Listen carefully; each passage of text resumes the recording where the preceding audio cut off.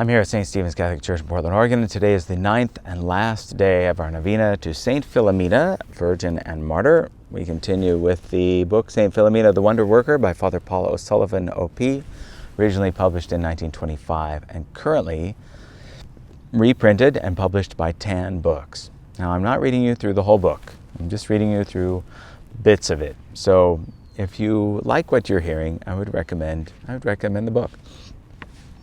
Today we are going to, what do we do for the last day of this novena? We're going to look at devotion to St. Philomena, and in the chapter here, what chapter is this? This is chapter 11, How to Honor St. Philomena. I'm just going to give you a little bit of this chapter. So first of all, we consider making a novena to St. Philomena, which is what we are doing. A novena to St. Philomena may be made by saying the beautiful litany of St. Philomena or some other prayer to the saint for 9 days in succession. So we're doing both. We're saying the novena and we have the novena prayer to St. Philomena. When the intention is very important, it is well to assist at Mass and receive communion during 9 days.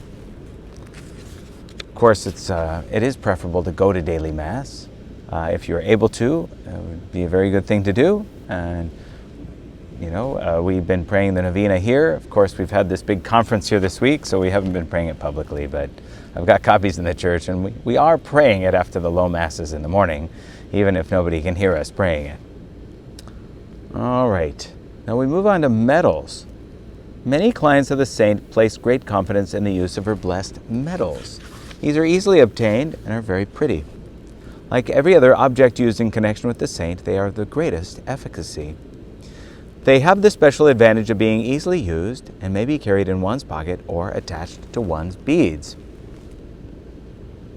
And then pictures of St. Philomena. Great graces have been obtained by venerating the saint's pictures. These may be placed in the living room or in bedrooms. Many favors have been granted to those who keep a lamp burning before the picture, even though this be lighted only one day in the week.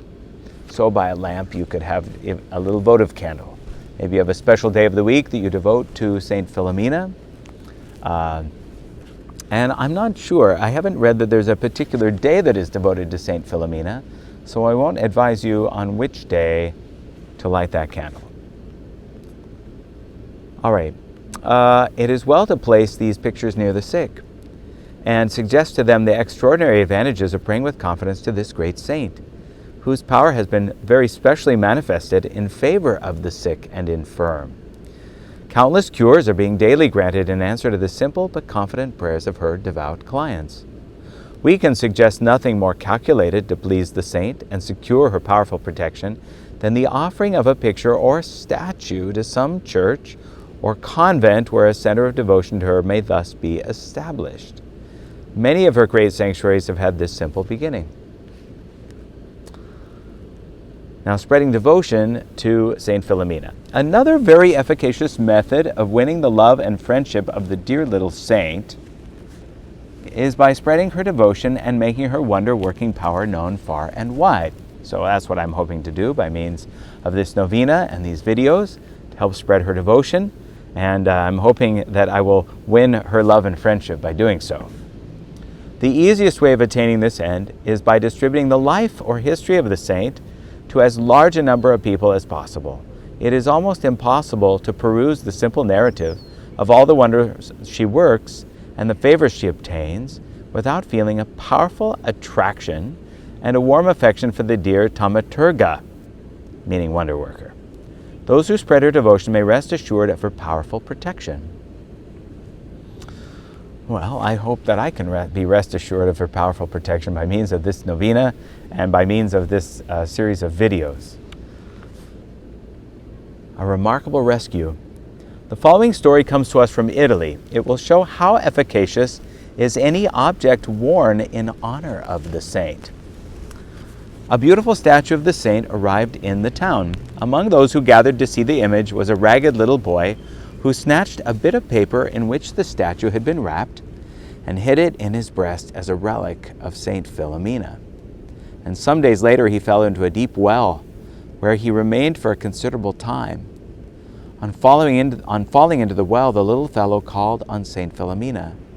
The Virgin Mother appeared and pulled him out of the water, took him in her arms, and held him up. His companions ran for help, which only arrived after fully an hour. A rope was then let down, and the lad cried out, "Pull me up!" Great was the amazement of the crowd that had gathered when, on the boy's reaching the top, they found that the rope had been most ingeniously fastened around his waist, under the arms, and so cleverly arranged as also to support the feet. It was manifestly impossible that he could have so arranged the rope. He then proceeded to tell how the saint had saved him, and how, when the rope was lowered, she fastened it around him. He described her minutely and added that she was very like a little girl, a girl of 13, standing in the crowd. The poor lad was drenched from head to foot and besmeared with mud, yet the paper he snatched from the statue and hidden in his breast was perfectly dry. We continue with a wonderful cure. Mrs. Raimundo suffered for 4 years from the worst form of chapter bone disease. She suffered excruciating pains in every part of her body. Her bones became transparent like glass. She could not make the slightest movement, except when a severe spasm of pain shot through her body, and this frequently caused a bone to break. In fact, 7 ribs were broken, as well as both arms between the elbow and the wrist. Her collarbone, too, was also badly broken. All her bones were in a state of rapid decay. She consulted no less than 14 of the ablest doctors in Portugal, all of whom, after using every possible care, declared her to be incurable. At the end of 4 years, she was brought once more to Lisbon to consult a distinguished bone doctor.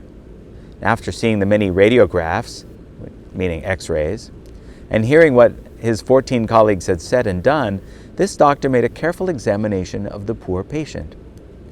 He withdrew after his examination and told the husband that all the doctors in the world could do nothing. The disease had already reached an extreme degree and was now attacking the head. She could not possibly live much longer. Mrs. Raimundo now made a novena to St. Philomena, but at its conclusion felt no better. Notwithstanding this, she commenced a second novena, and on the very first day she received a sign from the saint, namely 3 loud raps on the floor. This filled her with hope and confidence in the little saint. The family asked the Dominican fathers of Corpo Santo to say a novena of masses for her intention. One afternoon, her husband came to pray before the statue in the church. He was surprised at seeing a marvelous change of color in the face of the statue and the bright sparkle in the eyes. St. Philomena appeared like a girl in high fever. Well, this was so extraordinary that the poor man sobbed like a child. On reaching home, he told his daughter what he had seen and declared his conviction that St. Philomena would cure his wife. As Mrs. Raimundo had to go to the hospital in an ambulance for treatment, he asked that one of the fathers would get into the ambulance at the church door and give the sick lady Holy Communion, and then touch her with the relic of St. Philomena. All her hope was in the little saint. This was done, and lo, when the good father touched the lady with the relic, she was instantly and completely cured. All pains ceased, and she was able to move her arms. Strange, she did not realize that she was cured, so that she went on to the hospital, where the doctor saw at a glance the wonderful change in her appearance and exclaimed, "Madam, madam, what treatment have you been using since I last saw you?" "I have been using no remedies, doctor, but I have been praying to St. Philomena," she replied. "I know nothing of St. Philomena," said the doctor, "but you are as well as I am. Go at once and get a new radiograph," meaning x-ray. She did so, and the new radiograph showed a complete and perfect cure. The surprise in Lisbon was general. The many doctors who had been treated Mrs. Raimundo refused to believe that she was cured. At the invitation of her husband, however, they went to see her. All were dumbfounded at the clear evidence of her cure. The last doctor she had seen before her cure, the same who declared that all the doctors in the world could not cure her, was a confirmed atheist. On the advice of her confessor, she went to see him. And when the servant announced her, he told the man to go back and ask the name again. He could not believe that Mrs. Raimundo was there. A second time the servant brought the same name, and once more the doctor sent him back to ask the name. He was still incredulous, and went himself to the waiting room. On seeing the lady, he got a severe shock and became deadly pale. His eyes filled with tears of emotion, and all he could say was, "Madam, Madam, you are indeed cured." He made no attempt to conceal his surprise, but felt her arms and chest and continued to say, "You are cured, you are indeed cured." And when she was leaving, he begged her to call on him again, as he was most interested in the case. She presented him with a copy of the story of St. Philomena, saying, "Doctor, it was she who cured me." The doctor, who up to then had ridiculed religion, gladly received the little book. He and the other doctors were deeply impressed by the cure. End of chapter 11. And that brings us to the end of our novena. It's been a good novena, and I think a great deal of fun. There is something fun about St. Philomena, and we hear about how she is playful with St. John Vianney, the curé of Ars. There seems to be a playfulness about her, and a 13-year-old girl. Well, it's been fun praying this novena then, and we could even say a little playful. So let us give thanks to God for such a delightful saint, St. Philomena. And now it is time to pray our last day of the novena.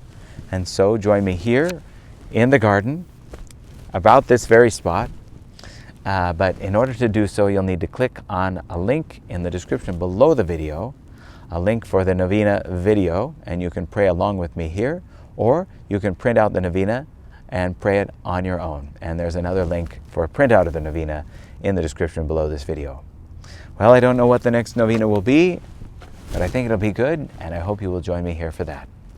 And so, well, you might consider subscribing to this video channel, and you might even consider giving a little token of your appreciation to the parish of St. Stephen's. You can donate by means of another link in the description below the video to help our parish to remain beautiful and keep doing the good things we're doing here. And so join me tomorrow, or no, join me next time for whatever novena it will be, and don't miss a day of prayer with us.